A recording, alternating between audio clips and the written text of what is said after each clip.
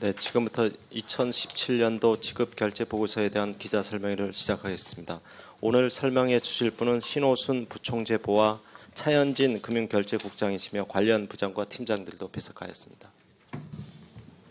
예, 한국은행 신호순 부총재보입니다. 잘 아시다시피 한국은행은 거액자금 이체 시스템인 한은금융망을 통해 금융기관들이 단기자금, 증권, 그리고 외환거래에 따른 최종적인 결제를 완료할 수 있는 서비스를 제공하고 있습니다. 또한 한은금융망을 통한 결제의 원활화를 위해 금융기관에 대해 일종에 필요한 결제 유동성도 지원하고 있습니다. 이와 함께 한국은행은 한국은행법에 따라 국내 주요 직결제 시스템의 안전성과 효율성을 정기적으로 평가하고 필요시 개선을 요청하는 감시 업무를 수행하고 있습니다. 또한 직결제 관련 국제 기준을 제정하는 기구의 활동에 참여하여 글로벌 금융시장 인프라의 안정에 기여하고 국내 직결제 제도 발전과 관련한 조사 연구 및 정책을 수행하여 왔습니다. 이와 같은 한국은행의 다양한 직결제 업무 수행 내용을 담은 직결제 보고서는 2001년 이후 매년 발간되고 있으며 근본에도 금융통화위원회 보고를 거쳐 오늘 발표하게 되었습니다.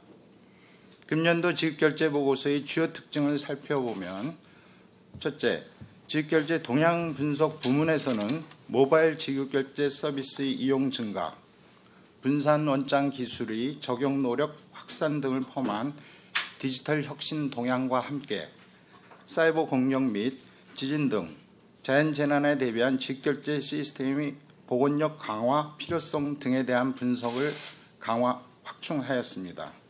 둘째, 직결제 시스템에 대한 감시자 및 운영자로서 한국은행의 업무 수행 내용과 함께 주요 제도 개선 사항에 대한 서술을 강화하였습니다.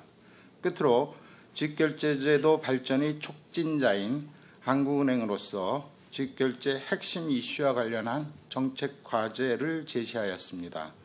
이상으로 보고서의 개략적인 소개를 마치고 보다 자세한 내용은 금융결제국장께서 설명드리겠습니다. 네, 금융결제국장입니다. 먼저 2017년도 지급결제보고서 구성에 대해서 말씀드리겠습니다. 보시는 바와 같이 이 보고서는 4개의 장으로 구성되어 지난해와 같습니다. 1장에서는 모바일 금융서비스, 분산원장 기술 등 디지털 혁신이 두드러졌던 지급결제 환경 변화를 기술하고 2장에서는 지급결제 시스템에 대한 한국은행의 업무 수행 내용을 서술하였습니다. 3장에서는 지급결제 시스템별 결제 규모와 결제 리스크 관리 상황을 기술하고 4장에서는 한국은행의 향후 추진 과제와 정책 방향을 제시하였습니다.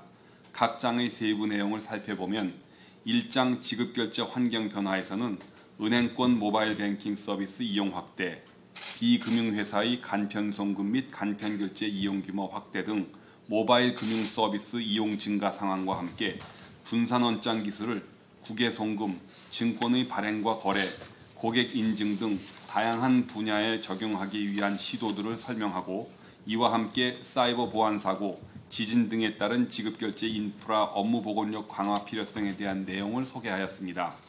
2장 지급결제제도 감시 및 정책 대응에서는 한국은행이 수행한 지급결제 관련 정책 내용을 기술하였습니다.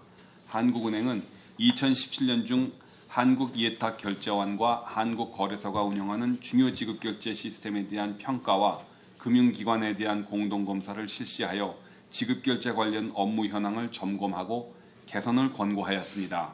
또한 국내 금융시장 인프라가 국제 기준에 맞추어 사이버 리스크 대응 체계를 자체 진단할 수 있도록 사이버 보건력 평가 지침을 마련하였습니다. 이와 함께 차세대 한은금융망 결제 방식 개선 방안을 마련하였으며 대규모 자연재난 발생 등에 대비한 한은금융망 업무 재개를 중점 훈련하고 실무적 절차의 미비점을 보완하였습니다.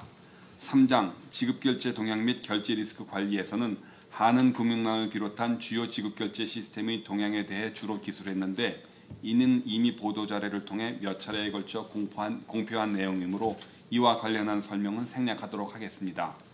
마지막으로 4장 향후 정책 방향에서는 차세대 한은금융망 구축 종합기획 수립, 지급결제 인프라 업무 보건력 제고 추진, 금융권 공동 데이터 소산센터 구축 추진 등 향후 추진할 한국은행의 지급결제 인프라 확충 노력을 소개하였습니다. 또한 지급결제 제도에 대한 감시 강화를 위해 한국은행은 2017년도에 발표한 추가 국제기준을 평가 기준에 포함하고 사이버 보건력 관리 체계에 대한 감시도 강화할 예정임을 기술하였습니다. 이와 함께 한국은행은 가상통화가 지급결제 시스템 및 금융 시스템 전반에 미치는 영향을 면밀히 점검할 계획이며 이를 바탕으로 정부의 가상통화 규제 논의에도 적극 참여할 예정임을 기술하였습니다. 마지막으로 동전 없는 사회 시범사업 활성화를 위하여 모바일 현금 카드 앱을 이용한 계좌 적립 수단 일원화 방안을 검토하고 있음을 소개하였습니다. 이상으로 2017년도 지급결제 보고서의 주요 내용에 대한 설명을 마치겠습니다. 참고로 2017년도 지급결제 보고에서도 일부 내용이 수록된 2017년 모바일 금융서비스 이용 행태 조사 결과 및 시사점을 오늘 같이 배포하였습니다. 이를 보도에 참고해 주시면 감사하겠습니다. 이상으로 설명을 마치겠습니다. 네, 지금부터 질문을 받겠습니다. 질문하실 분은 앞으로 나오셔서 질문해 주시기 바랍니다. 예, 디지털타임스 조은혜 기자라고 합니다. 그 데이터 소산센터 구축한다고 얘기를 했는데 이게 초에 북한 EMP 공격을 막기 위해서 이거를 구축한다고 알고 있었는데 최근에 남북 기류가 바뀌면서 혹시 목적의 변화는 따로 없는지 궁금하고요. 그리고 이제 그 구체적인 참여 업체나 혹시 구체적으로 나온 일정 같은 건 없는지 궁금합니다.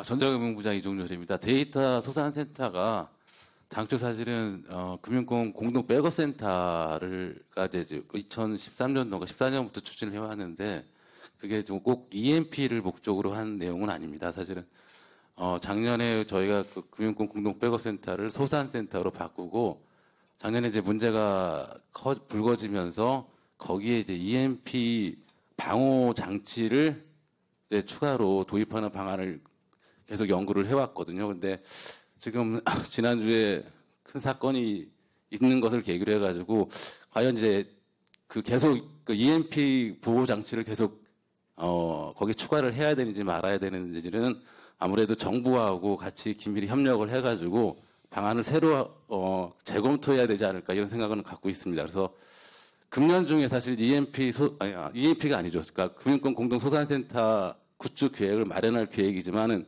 거기에 이제 EMP 방호 체계를 갖추느냐 마느냐는 좀 더 생각을 해봐야 될 그런 문제라고 생각합니다. 이상입니다. 네, 다음 질문 받겠습니다. 질문 없으십니까? 네, 더 이상 질문이 없으면 이상으로 기자 설명회를 마치겠습니다.